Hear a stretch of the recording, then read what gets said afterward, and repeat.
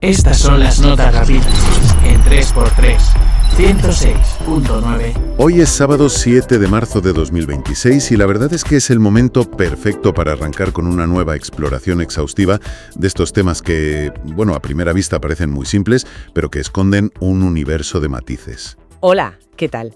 La verdad es que sí, encantada de estar aquí porque el análisis de hoy promete muchísimo. Promete. A ver, vamos a desglosar esto, porque el material que tenemos hoy sobre la mesa tiene tela. Mucha tela. Se trata de un artículo reciente publicado en el portal de Las Estrellas, que para quien no lo ubique, es parte de este gigante mediático que es Televisa Univisión. Exacto. Y el texto detalla, bueno, con pelos y señales, un conflicto absolutamente explosivo que ha estallado dentro del reality show Apostarías por mí. Un formato que está dando muchísimo de qué hablar. Ya te digo. Y a ver, el objetivo de esta inmersión de hoy no es quedarnos en el cotilleo de pasillo ni repasar quién le gritó a quién. Eso sería quedarnos en la superficie. Claro, no nos interesa el salseo por el salseo. Exacto.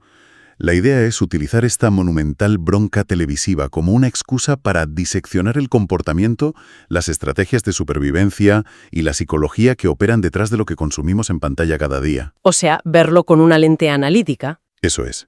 Vamos a explorar cómo el papel de víctima puede llegar a convertirse, de hecho, en la moneda de cambio más valiosa cuando metes a un grupo de personas en una olla a presión. Pues fíjate que es un punto de partida inmejorable. Porque cuando la gente observa formatos de telerrealidad como este de Apostarías por mí, la tendencia general, y es lógico, es descartarlos como un placer culpable. Sí, como telebasura o entretenimiento vacío. Eso es. Pero si aplicamos esa lente sociológica que mencionas, estos programas son en realidad laboratorios de comportamiento humano a puerta cerrada. Laboratorios en toda regla, ¿sí? Piensa que las normas de cortesía que usamos en la calle, en nuestro día a día, se suspenden temporalmente ahí dentro. Claro, ¿estás aislado? Exacto. Y lo que sale a flote son instintos sociales muy básicos. En un entorno tan extremo donde cualquier interacción o cualquier roce puede significar quedarte o irte a la calle, las dinámicas de poder se vuelven clarísimas. Cristalinas, diría yo. Totalmente. Así que analizar este conflicto en particular nos abre una ventana enorme para entender cómo gestionamos la percepción pública en tiempo real y cómo construimos narrativas bajo un estrés brutal. Madre mía, es que la intensidad del drama que relata el artículo es para estudiarla en las universidades. Para ponernos en contexto, la escena central nos sitúa en una conversación cargadísima de tensión. Muy tensa, sí. En la sala están Adrián Di Monte, Franco, Brecci y Nuja, que, bueno, Nuja es la esposa de Adrián. Vale. Y el huracán, el centro de todo este lío, gira en torno a una participante llamada Leisha. Que es la pareja de otro concursante, el conocido como el Maito, ¿verdad? Exactamente. El texto describe a un Adrián Di Monte que ha llegado a su límite absoluto. Visiblemente harto, lanza una acusación frontal contra Leisha. Sin filtros. Cero filtros. La llama directamente manipuladora, así, sin anestesia. La postura del actor cubano es que ella, que no da puntada sin hilo.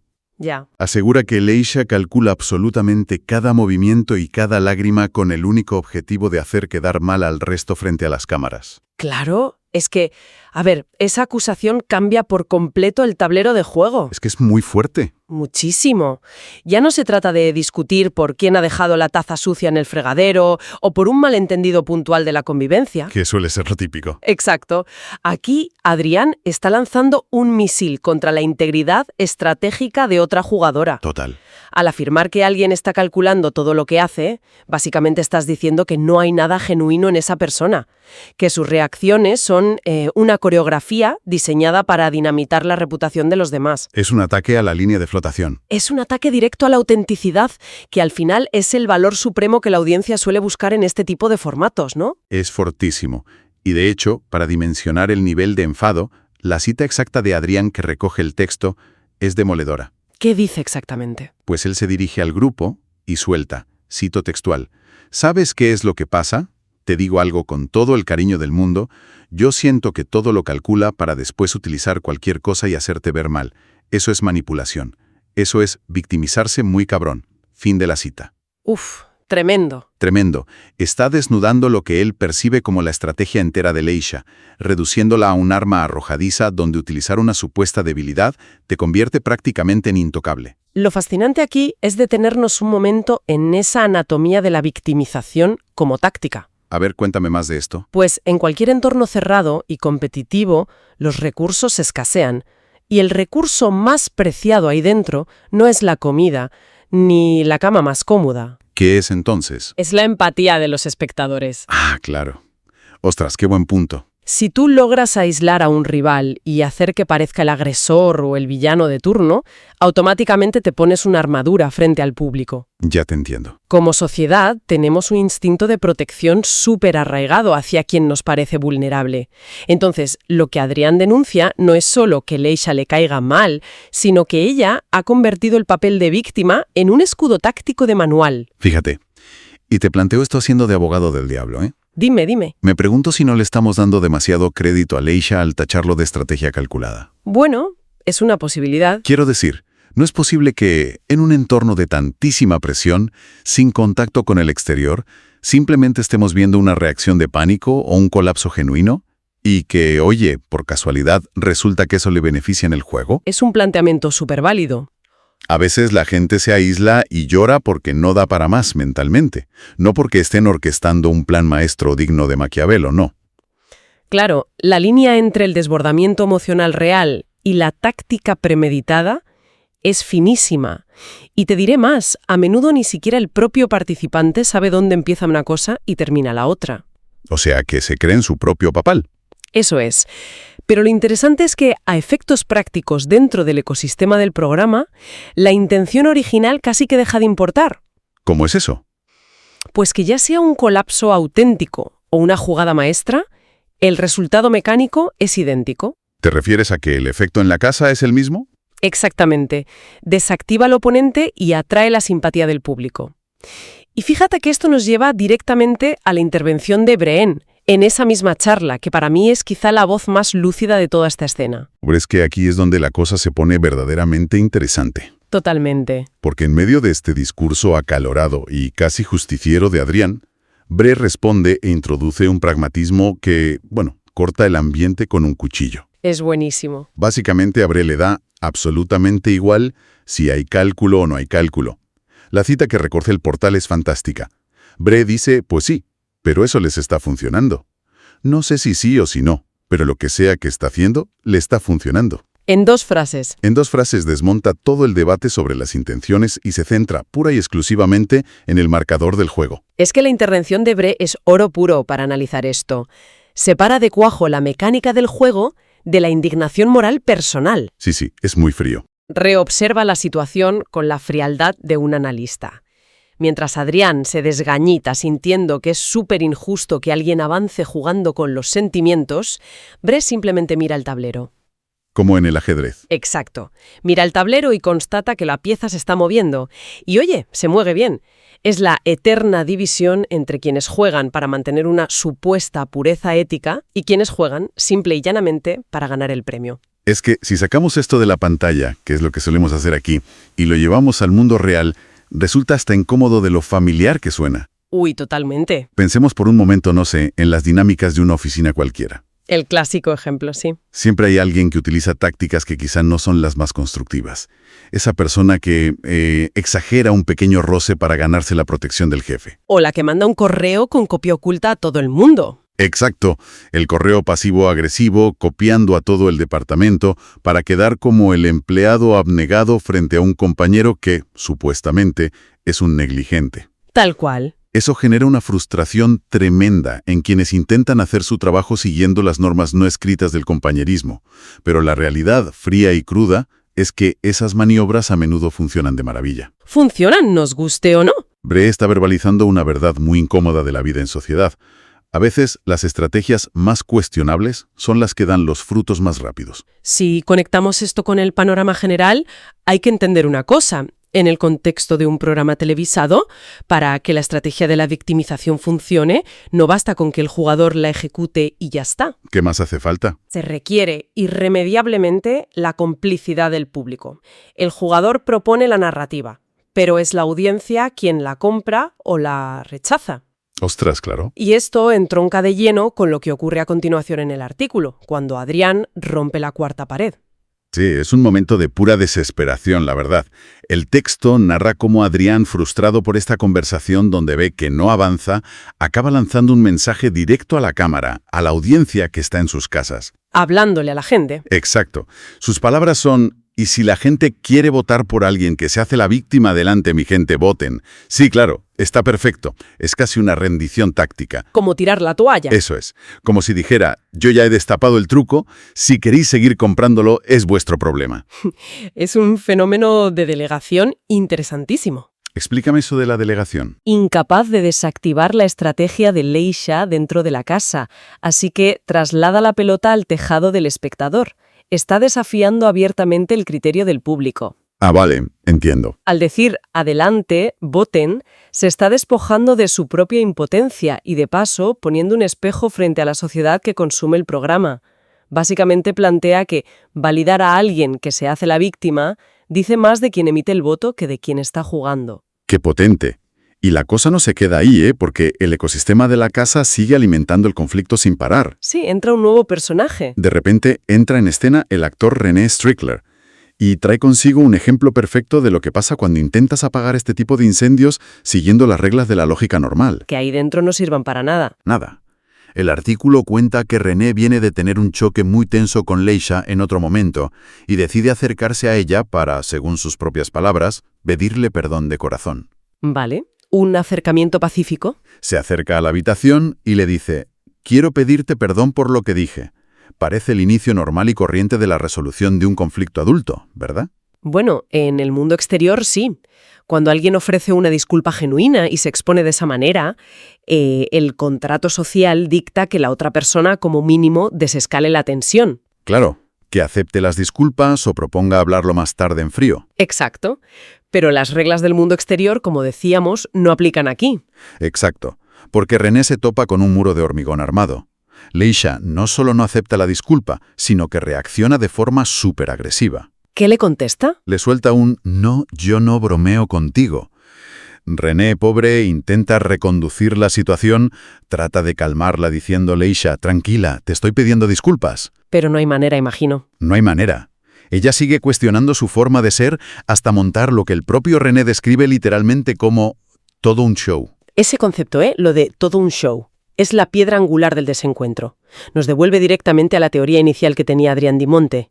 A ver, Si asumimos la premisa de que el objetivo de un participante no es tener una convivencia pacífica, sino acaparar tiempo de pantalla y consolidar una narrativa de agresión hacia su persona, sí. entonces aceptar una disculpa sincera es estratégicamente un error catastrófico. Ostras, es verdad, porque si aceptas la disculpa, el conflicto se acaba. Exacto. Aceptar el perdón de René habría apagado el fuego y terminado la escena. Adiós al protagonismo. Claro. En cambio, mantener la indignación, elevar el tono y rechazar ese gesto de paz garantiza que las cámaras sigan grabando. Y además consolida esa imagen de víctima que es inmune a las explicaciones del presunto agresor. Madre mía. A ver, es que la composición visual de esa escena, tal y como la narra el artículo, es de manual de telerrealidad. Totalmente. Justo en el punto álgido del caos, cuando René no sabe ni dónde meterse ante la negativa de Leisha, aparecen los refuerzos. Uy. Entra en la habitación el malito, que es la pareja de Leisha, y la abraza. Es una imagen potentísima para la cámara. Claro, el rescatador. Tienes a René, el supuesto atacante, intentando explicarse ahí torpemente y frente a él, a la pareja, consolando a la persona aparentemente herida. Visualmente, el debate está cerrado. Fin de la historia para el espectador casual. Y es aquí donde René suelta una frase que me parece crucial. Ante esta estampa, dice, en voz alta: ojalá esté grabado todo esto. Esa frase es un grito de auxilio, pero no a sus compañeros de la casa, sino a la sala de edición. ¡Wow! ¡Qué buena lectura! René Strickler demuestra con esas palabras que él también es plenamente consciente del terreno minado que pisa. Sabe que la realidad objetiva de lo que ha pasado en esa habitación no sirve de absolutamente nada si el público luego no ve el contexto completo. Totalmente. Está pidiendo a gritos que la narrativa no se manipule luego en postproducción. Y la verdad es que esto abre un melón gigantesco sobre cómo operan estos programas. Un melón enorme, sí. ¿Hasta qué punto puede existir una interacción humana genuina, una disculpa real, un abrazo sincero, cuando todos los que están ahí dentro padecen una hiperconciencia constante de que están siendo observados? Es lo que en sociología llamamos el efecto panóptico llevado al extremo. Explícanos eso un poco. Es la sensación de estar siempre vigilado. Cada concursante sabe que un mal ángulo, un corte de edición desafortunado o una frase sacada de contexto puede convertir una disculpa en un ataque. O un berrinche en un acto de valentía, claro. Exacto. Esa hiperconsciencia debe ser mentalmente agotadora para ellos. Es vivir calculando el impacto televisivo de cada respiro que das. Es una coreografía perpetua, como decías antes. Y para comprender del todo la magnitud de esta coreografía, es fundamental dar un paso atrás y observar el escaparate general en el que se expone. El medio en sí. Eso es. El artículo sobre la pelea de Adrián, Leisha y René no es un documento aislado flotando por ahí en el vacío. Forma parte de un portal, Las Estrellas, que a su vez es el motor principal de Televisa Univisión. El ecosistema mediático en el que se enmarca esta noticia es tan fascinante como el propio conflicto. Es que, para pintar un cuadro completo de la situación, resulta súper interesante observar cómo está estructurada la información alrededor de este artículo en la fuente original. Sí, la página web. A un simple golpe de vista en el portal, el drama del reality se codea con noticias de la plataforma VIX MX, del programa matutino Hoy, o de telenovelas históricas como Mi Verdad Oculta. Todo mezclado. Todo mezclado. De hecho, rodeando el estallido de Adrián, asoman otros titulares que parecen diseñados milimétricamente para no dejar descansar al cerebro del lector. A ver, dame ejemplos. Pues tienes a Silvia Navarro desvelando confidencias sobre una telenovela, a Andrea Legarreta comentando qué pensaba Thalía de los besos de Arturo Peniche en la ficción. Clásico salseo de novelas. De repente, haces scroll y te cruzas con un reporte sobre una urgencia médica real de una actriz. Madre mía. Y justo al lado, el anuncio de la llegada del nuevo bebé de Michelle Renaud, o cómo David Chocarro le gasta una broma a Susana González, o las peticiones de Brandon Peniche a su esposa. Todo metido en una misma batidora de estímulos. Claro, es que la arquitectura de esta página web no es casualidad en absoluto. Es una obra maestra de la retención de atención. Está pensadísimo. Muy pensado. Este ecosistema está diseñado para difuminar las líneas entre lo que es ficción guionizada de las telenovelas y lo que es realidad, o al menos telerrealidad. Claro, lo iguala todo. Exacto. Cuando colocas el choque de René y Leisha justo al lado de los besos de telenovela de Arturo Peniche y de la urgencia médica de un famoso, el cerebro del espectador tiende a procesarlo todo con el mismo nivel de inversión emocional. Todo se aplana. Todo es drama consumible. Hombre, es que si lo piensas, el artículo menciona específicamente que ¿apostarías por mí? Es un formato producido por Fremantle. Una gigante del sector. Sí, y que está basado en una idea de la productora Abbott Hamery. O sea, estamos hablando de titanes mundiales del entretenimiento que se dedican literalmente a crear estructuras psicológicas que detonan estos comportamientos en cualquier país del mundo. Saben lo que hacen. Conocen perfectamente qué teclas tocar para que los participantes acaben estallando. Efectivamente. Es que estos formatos internacionales no se sostienen por las pruebas físicas o los juegos de azar que puedan incluir. Eso es secundario. Eso es el decorado. Tal cual. Se sostienen gracias al conflicto humano manufacturado bajo condiciones de estrés. El altercado en la habitación entre René y Leisha no es un fallo del sistema. Es el sistema funcionando a la perfección. El motor a pleno rendimiento. Ese conflicto está cuidadosamente cultivado para generar un artículo jugoso en Las Estrellas, que a la mañana siguiente será el tema de debate en los sillones de programas matutinos como Hoy. Sí, se retroalimenta. Lo que a su vez generará debates en redes sociales, asegurando así que la rueda siga girando y los espectadores sigan suscritos a las plataformas y sintonizando los canales. Entonces, ¿qué significa todo este entramado gigantesco? En el fondo, estamos observando una industria colosal, cuya materia prima principal son las emociones humanas más viscerales. Las más primarias. La ira, la frustración, el victimismo, la necesidad urgente de explicarse o de defender el honor, el llanto de Leisha, el hartazo de Adrián y la disculpa estropeada de René son empaquetados y procesados en la misma planta embotelladora que las anécdotas de Andrea Legarreta o las noticias sobre Michelle Renaud. Es una analogía perfecta.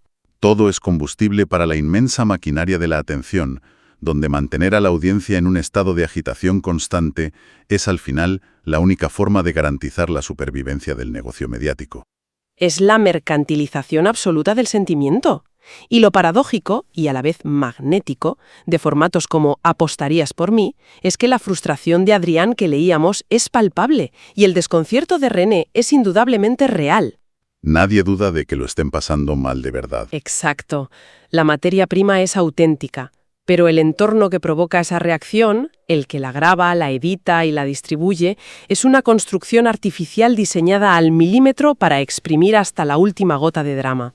Bueno, pues creo que es momento de ir recogiendo cable y sintetizar los grandes temas que hemos extraído del texto de hoy. Que no han sido pocos. ¿Qué va? Hemos navegado por la difusa frontera que separa el colapso emocional del cálculo maquiavélico, encarnada en este choque de trenes entre Adrián y Leisha. Muy interesante. Hemos visto, de la mano del comentario de Bré, cómo el pragmatismo a menudo aplasta a las cuestiones morales. Si una táctica funciona, la gente la va a usar, sin importar el daño colateral o lo injusto que parezca. Una lección dura pero real. Y a través de la anécdota de René Strickler ha quedado patente la asfixiante presión de vivir bajo la lente implacable de las cámaras, donde una disculpa sincera pierde todo su valor frente a la oportunidad de protagonizar un buen espectáculo. Yo creo que lo verdaderamente fascinante de analizar todo este embrollo no es jugar a ser jueces y decidir quién tiene razón. No, claro. Si Adrián está siendo injusto o si Leisha es una estratega despiadada, eso da igual. Exacto. Lo realmente valioso de extraer conocimiento de estas fuentes es entender la mecánica de las tácticas descritas. Para aplicarlo fuera. Eso es. Comprender cómo funciona la victimización utilizada como arma, cómo se desvirtúan las resoluciones de conflictos para ganar poder social o cómo esa hipervigilancia altera nuestro comportamiento. Es un conocimiento súper aplicable, fuera de los platos de televisión. En nuestro día a día. Estas mismas dinámicas se pueden identificar, por ejemplo, en disputas familiares complejas, en grupos de amigos que de repente se dividen, o en reuniones de trabajo donde alguien busca centralizar la atención generando un conflicto totalmente artificial. Es que entender los engranajos es el primer paso para no dejarse arrastrar por ellos. De eso no hay ninguna duda. Ha sido un recorrido intenso y sobre todo muy revelador sobre las sombras del comportamiento humano y el consumo de medios. Ha sido un placer. Pero antes de poner el punto final definitivo, es interesante dejar una idea flotando en el aire, a ver qué piensa nuestra audiencia. A ver, abramos ese último melón. Si partimos de la base de que, en un entorno hipercontrolado y expuesto a millones de miradas, como es la televisión, jugar la carta del agravio constante y presentarse como la víctima resulta ser una estrategia tan sumamente efectiva y recompensada, vale la pena plantearse cómo se traduce esto en nuestro día a día, en la calle. Es una gran pregunta. ¿Hasta qué punto nuestra sociedad, especialmente a través de las dinámicas en redes sociales, ha empezado a premiar y a dar visibilidad precisamente a quienes más fuerte gritan su propia victimización frente a quienes buscan soluciones y acuerdos reales? Es una pregunta de fondo excelente que invita, sin duda, a revisar nuestras propias pautas de consumo y de reacción en el entorno digital. Al final, cuestionarnos qué tipo de narrativas decidimos premiar con nuestra atención es clave para navegar con cabeza en este ecosistema mediático. Ha sido un placer profundizar hoy en estos engranajes invisibles. El placer es mutuo, de verdad. Y muchísimas gracias a quienes nos escuchan por acompañarnos en este espacio un día más. La invitación queda abierta para seguir observando con mirada crítica la información, las narrativas y las emociones empaquetadas que encontramos a diario en nuestras pantallas. Ponemos fin por hoy a este análisis exhaustivo. Hasta la próxima. Hasta la próxima. Estas son las notas rápidas en 3x3, 106.9. 3x3, el podcast de la semana.